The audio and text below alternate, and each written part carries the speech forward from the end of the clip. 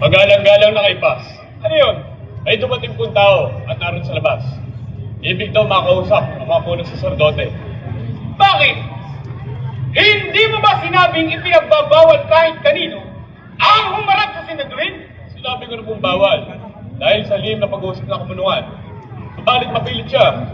May sasabihin daw tungkol kay Jesus. Tungkol kay Jesus? Sige, papasukin. Mag-ingat lamang kayo mga kasama at baka ispiya ang tao.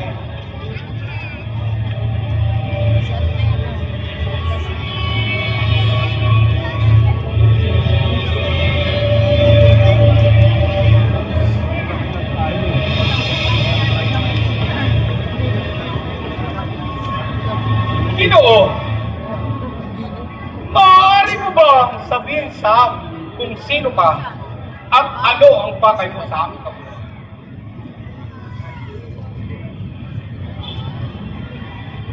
Ako, si Judas. Judas Iscariote. Judas Iscariote. Alam ko na! Isa ka sa mga alagad ni Jesus. Gaano mo kamahal ang iyong guro? Opo. Mahal na mahal ko po ang aking guro. Mahal na mahal mo pala ang iyong guro. Bakit ka humarap sa amin? Ibig mo kaming makausap ngayon. Mahal na mahal mo pala siya. Alam ko pong nais niyong madakip si Jesus. Tutulungan ko po kayo sa pagdakip sa kanya.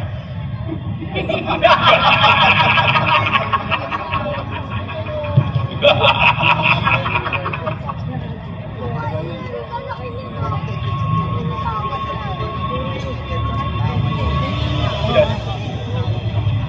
Narito. Ang gusto.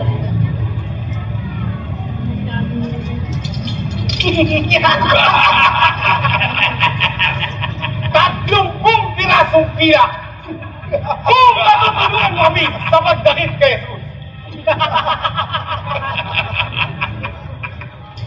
Asahan ninyo, bukas ay madadakip si Jesus.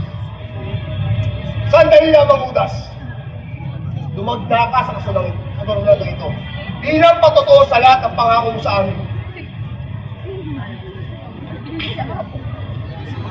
At kung pa kayo ay maniwala, ay lalagdaan ko ang kasunalitan nito. Judas! Judas Iscariote! Ang lalo, Judas. Mananagot ka sa batas. Kapag hindi mo sinunod pangako mo.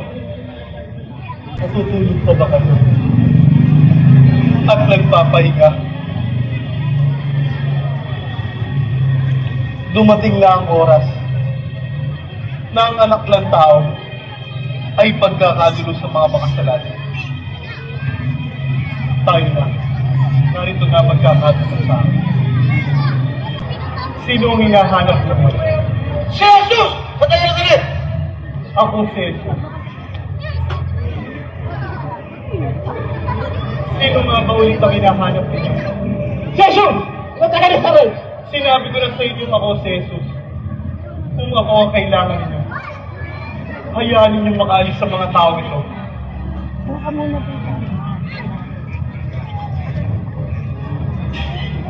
Magandang gabi po, Guro.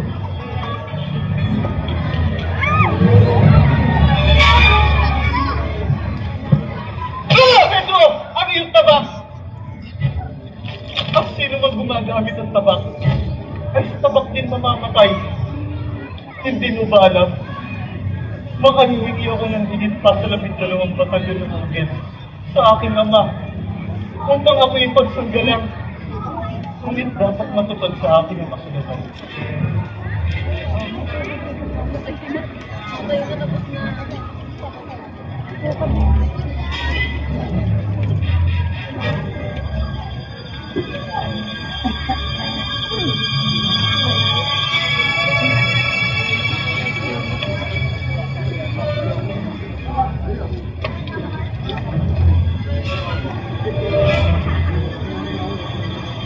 Ako ba'y tulisan At naparito kayo may mga dalang tabak at pamalo.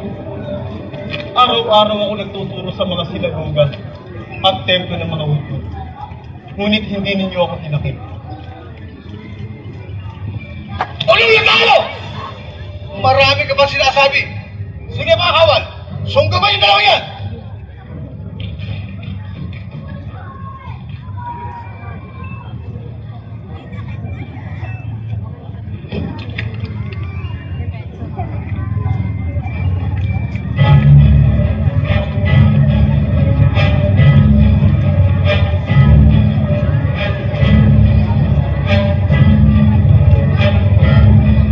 Sige mga kasama, tayo na!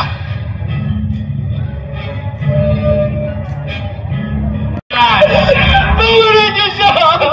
Budas, umalis ka na. Sapagkat napag-ibay na namin ang parusang kamatayan kay Jesus! Ayaw mo! Yaman, hindi nyo pinasila pamamatig ko. Ang saraping may bahay ng tugulaan ko na iiwan ko. Mawala iya!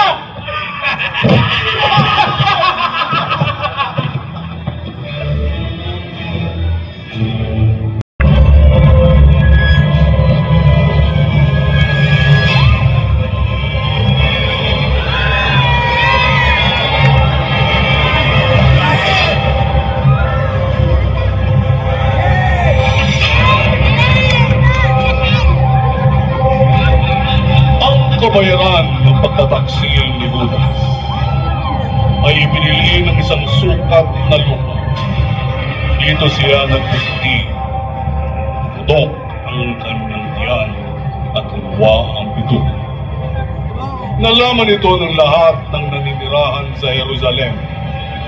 Kayangat sa kanilang wika, tinawag na Kaldama ang lupang iyon na ang ibig sabihin ay bukid ng dugo.